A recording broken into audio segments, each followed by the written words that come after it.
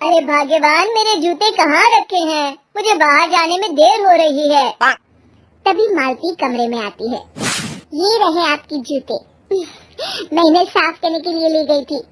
अरे वाह, तुम कितनी समझदार हो। मेरे बिना कुछ कहे ही सारे काम कर देती हो। तभी मालती झिझकते हुए रमेश से कहती है, सुनिए जी, आपसे एक बात कहूँ, बुरा तो नहीं मानेंगे ना? अरे नहीं नहीं, बेफिक्र होकर कहो। शादी से पहले मैं अपने मायके में नौकरी करती थी। मैं चाहती हूँ कि अब मैं फिर से नौकरी करना शुरू कर दूँ। वैसे भी सारा दिन घर में बोर हो जाती हूँ। देखो मालती, तुम्हारे नौकरी करने से मुझे कोई ऐतराज नहीं है, लेकिन तुम्हें एक बात बता दूं, हमारे खानदान में आज तक कभी किसी औरत ने नौकरी नहीं की।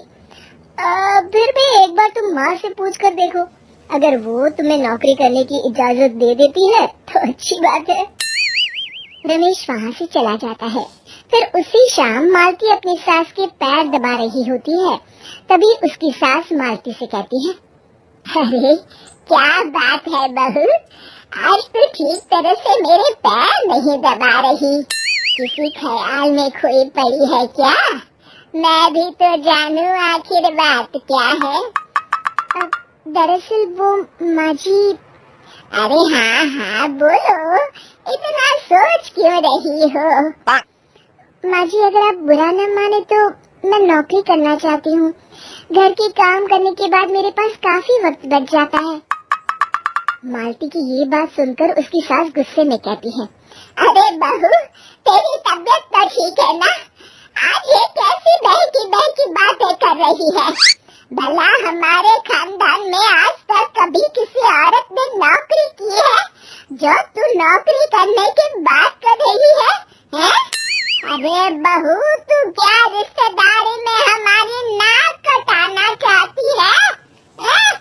जितना जल्दी हो सके अपने दिमाग से नौकरी का भूत उतार दे। और अब जा, जल्दी से रसोई में जा, खाना बनाने का वक्त हो रहा है। मालती मन मार कर खाना पकाने के लिए रसोई घर में चली जाती है। अगले दिन। नमस्ते माँ जी, कैसी हैं आप? अरे आओ आओ दिवाकर बेटा, बैठो, मैं तुम्हारे लिए चाय मंगाती हूँ। बहू, जरा एक कप चाय तो लेती आना। फिर दिवाकर एक फाइल खोलकर मालती की सास के सामने रख देता है। ये देखिए माँ जी, ये है पिछले महीने का हिसाब और ये रहे मुनाफे के रुपए। एक बार हिसाब देख लीजिए और इन कागजों पर अपने दस्तखत कर दीजिए। अरे दिवाकर बेटा, मैंने भला आज तक कभी तेरा हिसाब देखा है जो अब देखूंगी? ला बता, कहाँ दस्तखत करूं? तभी मालती चाय लेकर वहाँ आ जाती है और अपनी सास को बिना कागजातों को पढ़े इस तरह लापरवाही से दस्तखत करते हुए देखकर हैरान रह जाती है। अच्छा माली, अब मैं चलता हूँ, फैक्ट्री में बहुत काम है। फिर दिवाकर वहाँ से चला जाता है। कुछ दिनों बाद मालती बाजार में कुछ सामान खरीद रही होती है। तभी एक बूढ़ा आदमी उसे आवाज देता है, अरे मालती बेटी, कैसी हो? मुझे पहचाना? मैं तुम्हारी कंपनी में मुनीम का काम करता हूँ। हाँ चाचा जी, मैं आपको बिल्कुल पहचानती हूँ। कहिए, कैसे हैं आप? मैं तो ठीक हूँ। कंपनी में कुछ भी ठीक नहीं चल रहा, यहाँ तक कि हमें ठीक वक्त पर तनख्वाह भी नहीं मिलती।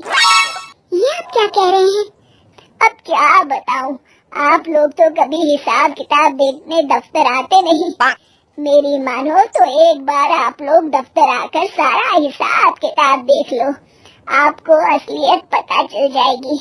अच्छा बेटी, अब मैं चलता हूँ, देर हो रही है। फिर वो बूढ़ा वहाँ से चला जाता है। वहीं दूसरी तरफ मालती घर पहुँचकर अपनी सास को सारी बात बताती है।